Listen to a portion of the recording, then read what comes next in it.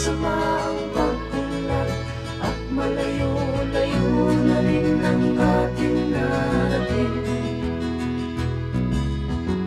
Ngunit masdan mo ang tubig sa dagat, dati kulay asul, ngayon'y naging itim.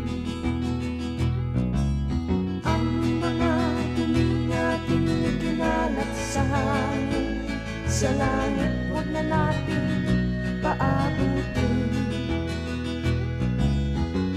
upang kung tayo pumanaw man sa sariwang hangin, sa langit natin matitikman. Mayroon lang akong hinihiling, sa aking pagpanaw sana'y kakulan.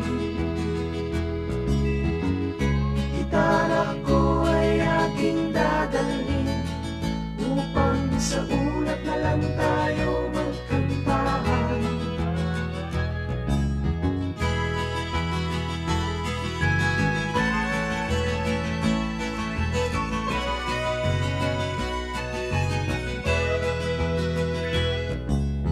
Ang mga batang ngayon lang isinilang, may hangin pa kayang matitikman.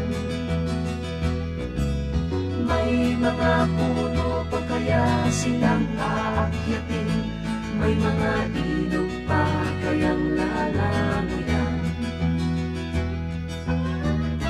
Bakit di natin pag-isipan ang nangyayari sa ating kapaligiran?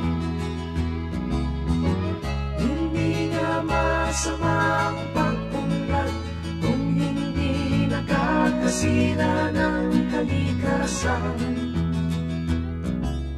Darating ang panahon, mga ibong dala ay wala na madadapuan. Masdan mo ang mga punong dati ay kay tapat, ngayon namamatay dahil sa ating kalokohan. Lahat ng bagay na narito sa lupa, biyayang galing sa Diyos kahit nung ika'y wala pa.